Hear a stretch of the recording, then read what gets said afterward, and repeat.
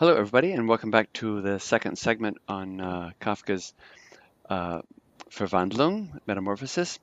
And I hope you're ready to continue with this amazing story.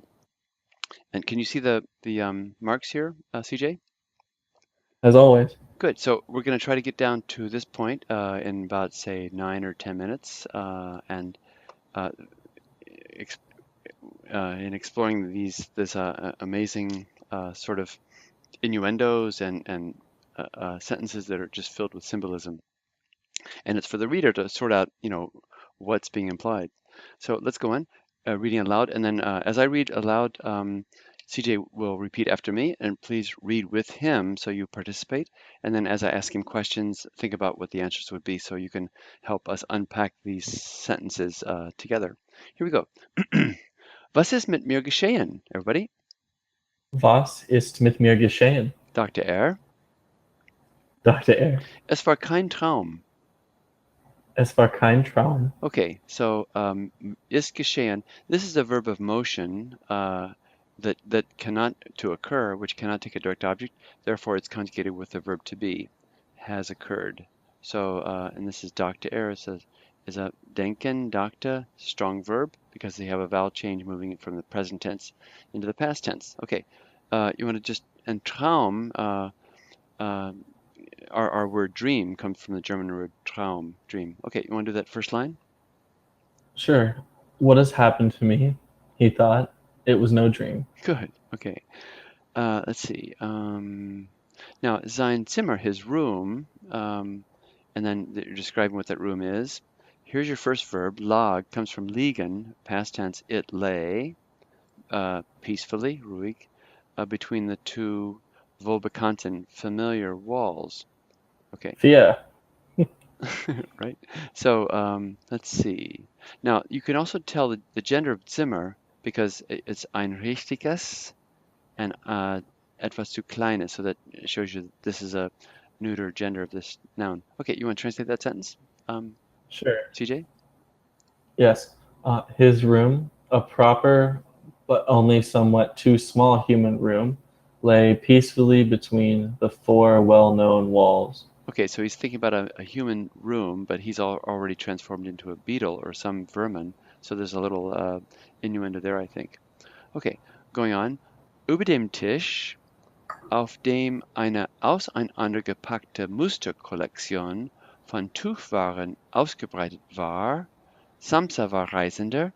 Now let's go up to that point right there. So You let's want me to see. repeat? Yes, please do. I'm sorry. Go ahead. Mhm.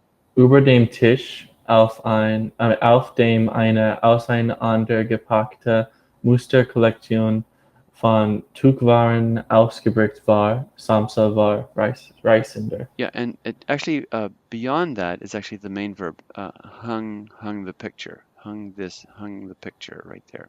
Okay, but we have here ausgebreitet war. Ausbreiten means to spread out. Breit means wide, so ausgebreitet was spread out. Über can take dative or accusative. What case is it here, CJ? Dative, Answering the question where. So above the table, and then what does dame refer to? the table. Yeah, it goes back to refer the antecedent is the table on which, and then this is an unpacked model collection of linen, or what did you say for Tufan? Textiles. Textiles. Textiles works fine. Okay. Why don't you translate up to here then? Okay. Over the table on which an unpacked. Uh, I keep thinking, No, forgetting Mooster. yeah, unpacked model collection Model collection of textiles or linens had been unpacked, had been spread out. had been spread out. Um, So Samsa was a traveling salesman or a traveler. good. So this is a traveler. Die Reise is the trip or a journey you take. This is the person who travels. And so this is what he goes. Obviously, now we're learning about Samsa, and he's looking at his model collection of textiles that was spread out on the table, and this would be his work is to travel and to sell these textiles for this company. Okay, hung the picture. Now, what does Das refer back to? Bild. Good.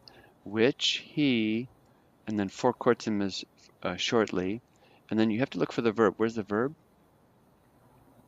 In ausgeschnitten, ausgeschnitten and untergebracht hatte. Good. And we always, when I ask for the verb, even though since this is a subordinate clause where the verb comes last, and also the helping verb is switched with the past participle or the infinitive, as the case may be. So then this hatte is the helping verb for these two past participles, ausschneiden, which means to cut out, in this past participle, and untergebracht, which means housed or arranged.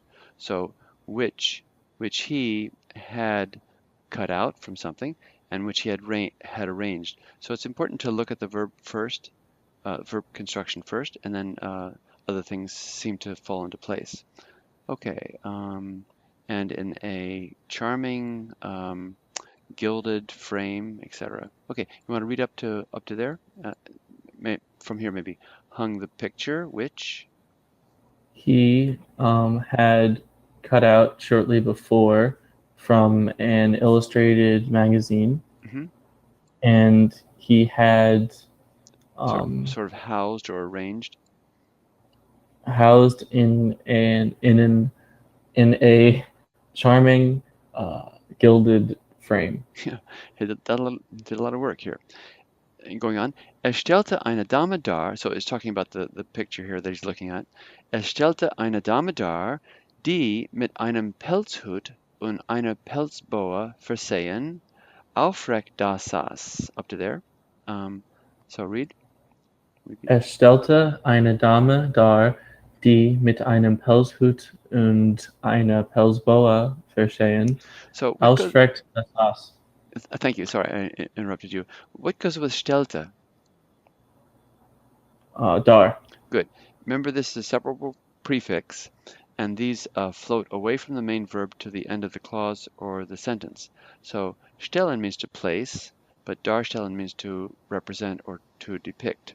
So it refers back to the Bild, das Bild, neuter noun. So it represented a lady, a dame, if you want to say, who, this relative pronoun, who, and then they're giving some information about this. Then the main verb is aufrecht da saß. This is from da sitzen.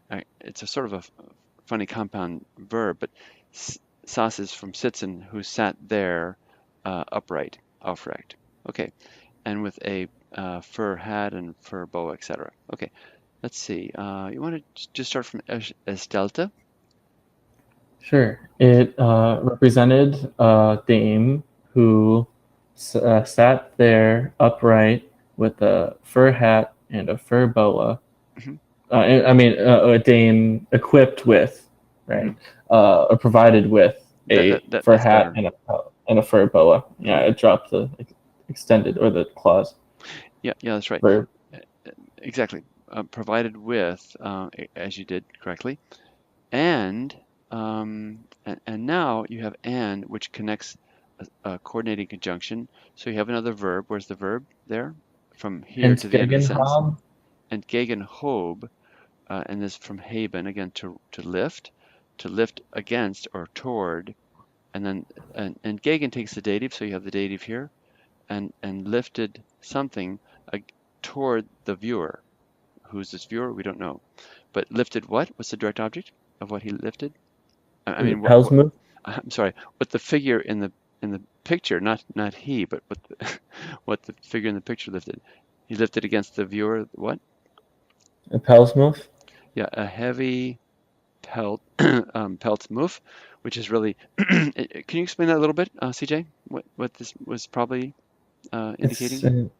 It's kind of an article of clothing made of fur, so a fur muff. Yeah. Which was an article of clothing popular in cold weather among women dressing up and it was kind of shaped like a long tube where you would put both your arms in it, both of your hands in it, and kind of go far up under cover your wrists. That's And right. you walk with it, holding it out in front of you to keep your arms and hands warm. Exactly. Okay, great. Kind of made you incapacitated though Yeah, yeah. to move your arms. Okay, so who lift it up toward the viewer and then go on? Okay. A heavy, just repeat this again. A Oh, heavy. who lifted up toward the viewer a heavy Pelsmuff in which her entire underarm had been concealed, Had hidden, disappeared. had disappeared. Yeah, Okay. great. All right, great. All right. Uh, Tell us, please, if you've understood all the symbolism of this single paragraph, and and